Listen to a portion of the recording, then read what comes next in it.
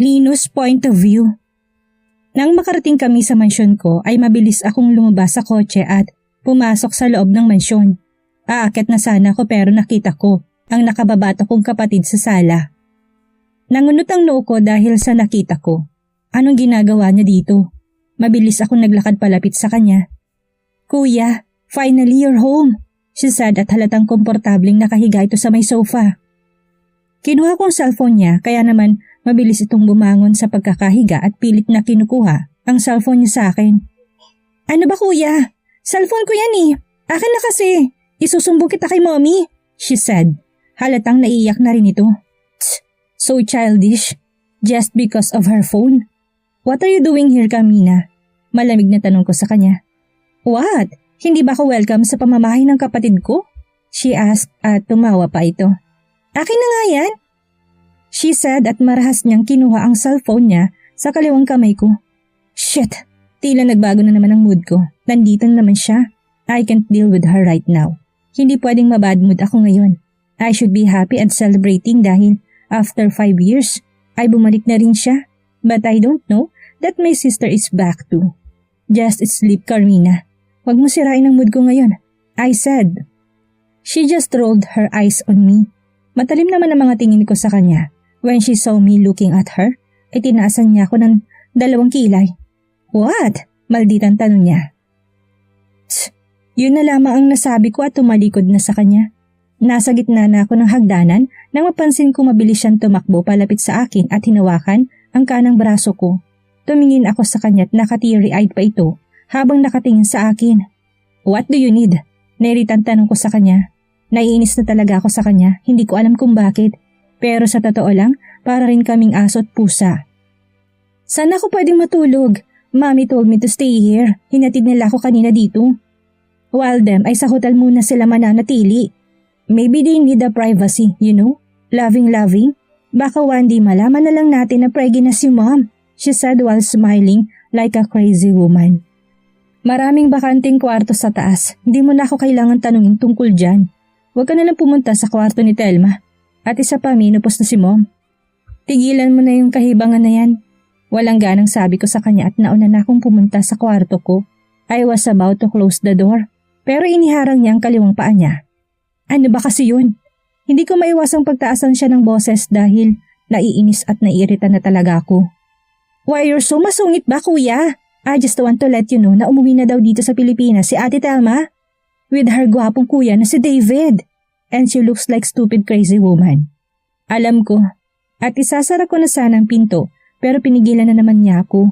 This time talagang sinasagad na niyang pasensya ko ah. Ano pa ba yun? Faster, Carmina. I want to rest. Nainis na sabi ko sa kanya. Tumawa naman siya at tinapik-tapik ang balikat ko. She's really not scared at me, ha? Okay, eto naman masyado kang high blood. Tingnan mo nga oh, ang laki na ng eye bags mo kuya. Ang haggard mo ng tingnan. And you look like an old man.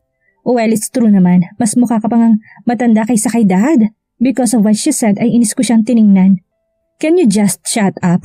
Go and sleep. I'm still not an old man.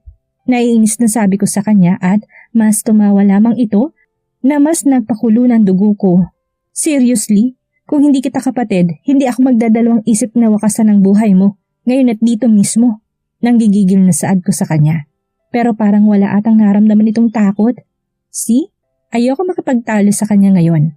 Pero binigyan niya ako ng dahilan para patulan siya. Can you please stop saying bad words, kuya? Ah, whatever. Mukha ka pa rin namang old man. Ble! If Ate Telma saw your old man face, for sure, nagsisisi na siyang pinakasalan ka niya before.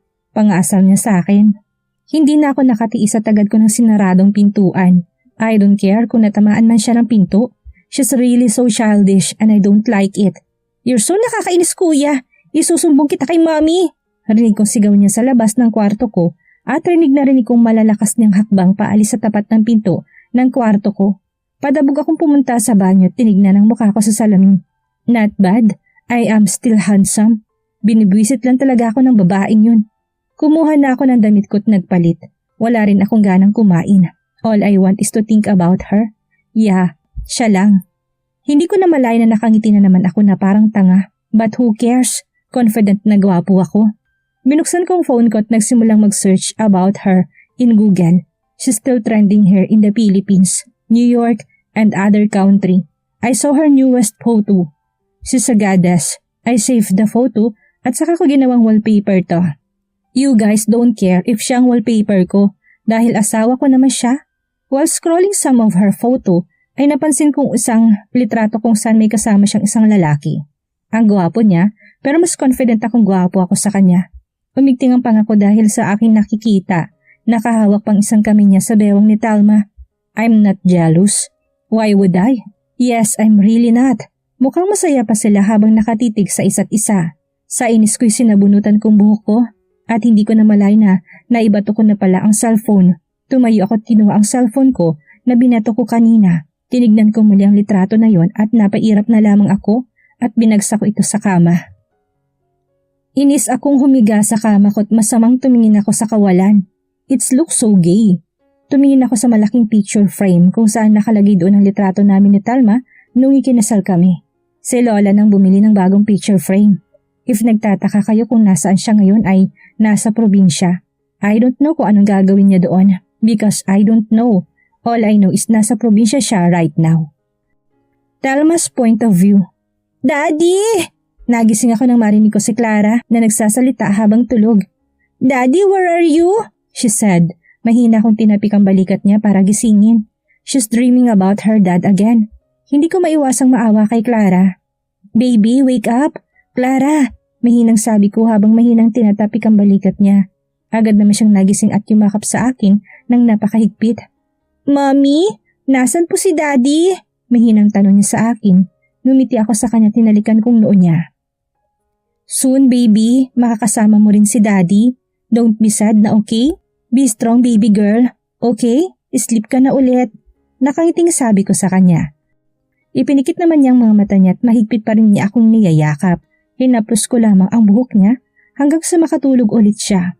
Tumingin ako sa orasan at umaga na pala. 6 a.m. but for sure, tulog pa rin sila kuya, mom and dad. Nagantay pa ako ng ilang minuto bago ako tuluyang bumangon sa pagkakahiga. Nang makaalis ako sa kamay, nilagyan ko ang harang ng gilid nila Meljan at Clara. Baka kasi mahulog sila. Well, hindi naman sila magulong matulog pero gusto ko pa rin makasigurado na safe pa rin sila. Pumasok na ako sa banyo at naligo. Pagkatapos ko maligo ay nagsipilyo na rin ako at nagbihis. Binilisan ko magbihis dahil medyo malamig dahil bukas pa ang aircon. Nang makabihis na ako, lumabas na ako sa kwarto namin ng mga anak ko at bumaba na ako at pumunta sa kusina. I decided na ako na lang muna magpe-prepare for our breakfast. I opened the refrigerator at nagtingin ng pwedeng maluluto. After we ate ay nagulat na lang ako nang sumulpot si Dad sa likuran ko. Dad, can we talk for a while anak? He asked. Tumingin muna ako sa kambal at nakita kong tumango si Mommy sa akin. Alam ko na ibig niya sabihin na siya nang bahala sa dalawa. Sinundan ko naman si Dad sa sala at nandito rin sila Kuya David. So ano ba yung pag-uusapan natin Dad? Nagtatakan tanong ko sa kanya at umupo sa bakanting sofa. Libre ka ba ngayon?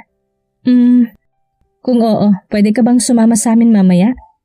Well, ito ay tungkol lamang sa usapin na negosyo at gusto kong sumama ka anak. Malapit ko nang ipasa sa yung isa sa mga kumpanya natin. Gusto ko na mas maging advance ka na rin ngayon. Dahil hindi naman magiging madali ang lahat kapag naipasa ko na sa yung business ko. He explained. Napatango naman ako dahil sa sinabi niya. Tumingin ako kila kuya na seryoso ring nakatingin sa akin. Nawari bang hinuhulaan kung sasama ako o hindi. Yeah, sure Dad. After all, it's not a bad idea naman. So yeah, I will come with you guys. Natatawang sabi ko.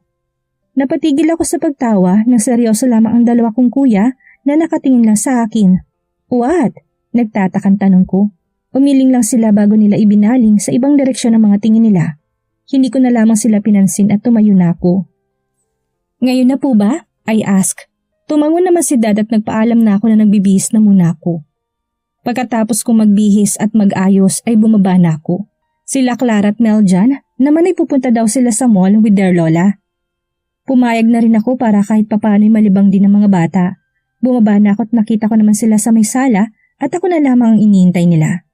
Nang makita nila ako'y kagad rin silang nagsitayuan at nauna na silang lumabas. Pumasok na kami sa van. Ihahatid na lang daw namin sila mom sa mall bago kami pumunta sa meeting places namin para mamaya. I don't know kung sinong kikitain namin. Hindi ako kinakabahan. I am totally confident to face and meet them. Bakit ako kakabahan? Sinabi sa akin ng dad at mom na hindi dapat ako mahiya sa kung sino man ang makakamiting namin kung about business. Madali lang naman sa akin yun and wala rin naman akong problema sa mga ibang nakakasalamuha ko. Alam ko naman kung sinong totoo at peke. Alam ko kung saan ako lulugar at kung sino pakikisamahan ko. I am not that stupid para maging tanga na naman tulad noon. May trust issue na rin ako kaya hindi na ako tulad ng dati na mabilis maniwala. And there's nothing wrong with that, right? Hindi naman sa pagiging maarte, but I don't want to trust anyone easily. For me, it's really normal.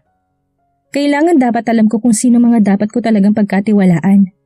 Mommy, babay po muna, she said and she kissed my cheek. She's really so sweet and I know sa akin niya naman na yun. Dahil hindi naman sweet ang ama nila. Tumingin ako kay Meljan na halatang ayaw talagang pumunta sa mall. What's wrong, Meljan? I asked while smiling at him. Umiling lang siya at lumapit sa akin and he also kissed me also. Apo, let's go, pagtawag sa kanya ni Mom. Lumabas naman na siya sa van at tumingin pa sa akin. Ginitian ko lang siya at tumango. Sinara na ni Kuya ang pinto ng van at pinaandar na rin ng driver ang van papunta sa meeting place namin. Ilang minuto pa'y nakarating na kami sa meeting place namin. Lumabas na sila Kuya at sumunod naman ako. The place is nice and beautiful. Ngayon ko lang napansin na may dagat din pala. Inayos kong buhok dahil lumilipad ito dahil sa hangin. Nang pumasok kami lahat ng tingin nila ay nasa amin. I look at them and smile. Ayoko namang maging rude sa kanila and super awkward if hindi ko sila papansinin. Pumasok na kami sa isang private room at umupo na ako dito sa kwarto na ito'y transparent ang bintana ng full view sa tanawin. Kitang-kita mo ditong dagat. If I know na dito pala kami pupunta, sana kumuha na lang ako ng swimsuit. Ang sarap maligo sa dagat. Halatang malinaw ang tubig and white sand din. But may next time pa naman. Kami na lang nandito at baka mamaya nandito na rin ang ka-meeting namin. I opened the menu at nagtingin-tingin muna ng pwedeng i-order. I hear the doors opened and kasabay din na magsalita si Dad. Oh, nandito na pala sila, my dad said. Hindi ko kita kung sinong pumasok dahil nakatalikod ako sa pintuan. Nakita ko namang tumayo sila Dad and Kuya. Kaya tumayo na rin ako. Paglingon ko'y hindi inaasahan ng mga taong magiging ka-meeting namin ngayon. Walang iba kung hindi ang parents ni Lino. Napatigil ako nang makita ko sila. How are you, Telma? It's nice to see you back, darling. Nakangiting sabi ni Mrs. Gamos. Nagising naman ako sa realidad at ngumiti rin pabalik sa kanila. I'm okay po, Mrs. Gamos. How about you? Tanong ko sa kanya. Umiling naman siya at tumawa. Just call me tita, wala namang bago dun, she said at saka kami nagbeso. Tumingin naman ako sa daddy ni Lino at nakangiti rin ito. Tito, he said, tumango naman ako at nakipag-shake hands sa kanya. Upo naman sila at ganun din kami. Oh gosh, hindi ako prepared na sila palang ka-meeting namin. Hindi ko alam pero nakakaramdam ako ng hiya ngayon. Well, hindi naman sila bago sa akin pero iba na kasi yung ngayon and it's been many years nang huli ko silang makita dahil nasa ibang bansa sila noong bago pa kami maghiwalay ni Lino. You're so beautiful. Walang pinagbago. Ganyan na ganyan pa rin ang mukha mo noon at ngayon. How old are you na nga pala? She asked. She's already 30 years old, Mrs. Gamos. Natatawang sabi ni Kuya Zobel. Hindi ko alam kung bakit siya tumatawa kahit wala namang nakakatawa. Oh naman ang mag-asawa. Hindi halatang nasa 30 ka na pala? Ano, may new boyfriend ka na ba? She asked again. Ewan ko ba? Super awkward talaga ngayon, maybe because they're the parents of my ex-husband. Akala ko ba about business? Bakit napunta na about sa personal kong buhay? Siguro na-miss rin nila ako. Medyo close naman ako sa kanila noon, kaso hindi lang kami madalas magkita dahil busy rin sila sa trabaho nila. Wala po tita. Napatigil ako sa pagsasalita ng sumabat na naman si Kuya Zobel. Lihim ako napairap dahil sa ginawa niya. Mrs. Gamos, I just want you to know na 5 taon na pong walang nakarelasyon ng kapatid ko. You know, baka may kakilala kayo dyan at ireto niyo na lang sa kapatid ko dahil baka tatanda na nga talaga siyang single. Tumatawang sabi niya. Napailing na lamang ako dahil kay Kuya. Baka kung ano pang masabi niya. Sasabihin ko rin naman sa kanila na may apo sila. Pero wag na muna ngayon dahil about business naman talagang ipinunta namin. Saka na muna siguro't isa pa dapat kasama ko mga bata kung ipapakilala ko man sila sa kanila. So, let's go from the main topic. We're having a big event next week. Take note of that and we talk about business. Tahimik lamang ako nakikinig sa kanila at kapag kailangan kong sumagot or may gustong sabihin ay saka lamang ako magsasalita. At ganun din sila kuya. By the way, nasan nga pala si Milagros? Nagtatakang tanong ni Tita Victoria. Tumingin ako kay Dad at nakatingin siya sa akin. Alam rin kasi nila na hindi ko pa nasabi sa kanila. Nasa mall siya ngayon. May binili lang siya doon kaya hindi na siya nakasama dito. He answered. Tumango naman si Tita. Mag-order na po muna tayo. I said at sumang-ayon naman sila. Nag-order na kami at nagtaka pa nga ako dahil 6 lang naman kami pero bakit may sobrang isang plato at upuan? Who will sit there? I asked. Napalaki naman ang mata ni Tita. Oh, oo nga pala. I forgot to say na may isa pa tayong kamit. He will be here later on, she answered. So lalaki? Sino naman? Nagkakasense na ako kung sino pero ayoko namang maging paraning ngayon. At ano naman kung siya, diba? Sa nerve na rin nila ang pagkain but until now ay wala pa rin yung isa sang inaantay namin. Sinabi pa ni Mrs. Victoria na kumain na daw kami at baka kasi matatagalan pa. Pero sinabi naman ni Kuya na mamaya na lang daw para sabay-sabay kami. Busy lamang akong tumingin sa phone ko. Habang nag-scroll sa Facebook, nakita ko naman ang mga nakamention ng tag ako sa mga post ng iba. For sure yung mga nakikita sa amin dito, kanina mga nag-post. Pinatay ko na cellphone ko at binalik sa bag ko. Kinuha kong baso at uminom dahil nauhaw na ako. Medyo hindi pa naman ako nagugutom dahil kakakain lang naman namin kanina. Habang umiinom ako'y narinig ko ulit ang pagbukas ng pintuan. Nandito na pala siya Tita Victoria said.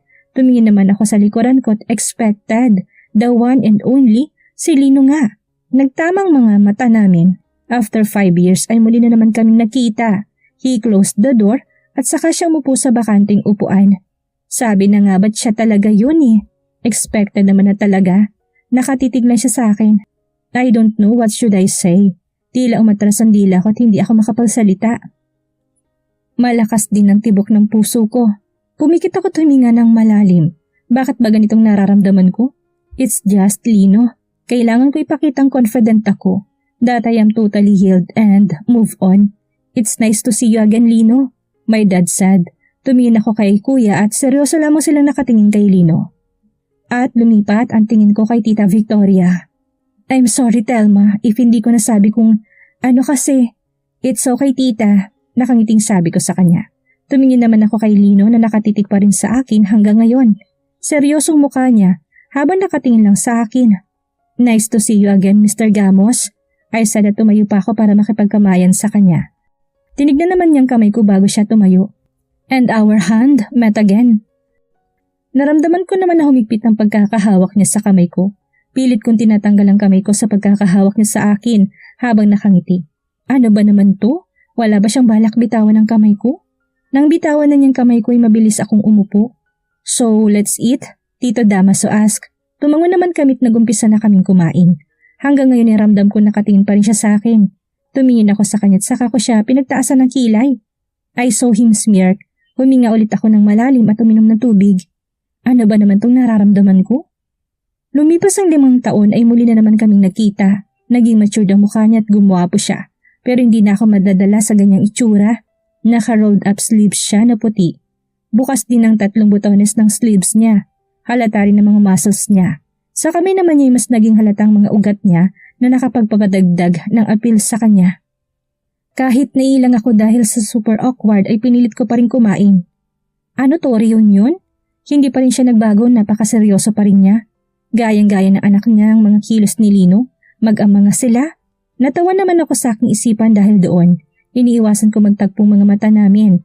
Nahihirapan ako mag-adjust sa ngayon na makipaglaban ng titig sa kanya. Lahat kami tahimik lang. Ni isa sa amin ay walang nagsasalita at tanging mga tunog lamang ng kubyertos ang naririnig. Sila kuya naman ay parang hindi naman sila galit o baka naman hindi lang nila pinapahalata. Mainit nga ang tingin nila sa kanya noon Simula nang nalaman nila na ilang taon na pala niya akong sinasaktan, I can say I totally forgave him. I know being abused by your ex-husband ay hindi dapat pinapatawad dahil wala namang kapatawaran ang ginawa niya talaga. But like what I said before, gusto ko lang ng payapa at tahimik na buhay nang walang galit na nananatili sa puso ko. Napakulong siya noon nila kuya pero nakalaya din. And alam ko noon ay hindi na siya pinakulong pa nila dad and hindi ko na alam kung anong mga sumunod na nangyari. That is why I chose to forgive him and I just want to focus to my kids during that time. Kaysa naman sa mas lalo kong idaw ng sarili ko noon.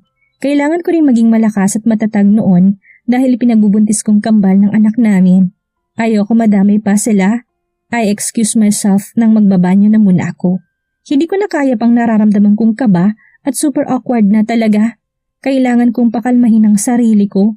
Pumasok na ako sa banyo, tinignan ang sarili ko sa salamin. Huminga ako ng malalim at napahawak ako sa puso ko nang tumibok na naman ito ng mabilis. Ano kayang mangyayari ngayong muling nakita sila ni Lino? Anong gagawin niya sakaling muli siyang kausapin ito ng sarilinan? Malaman na kaya ni Talma ang sakit na meron si Lino? Yan ang ating aalamin sa susunod nating kabanata.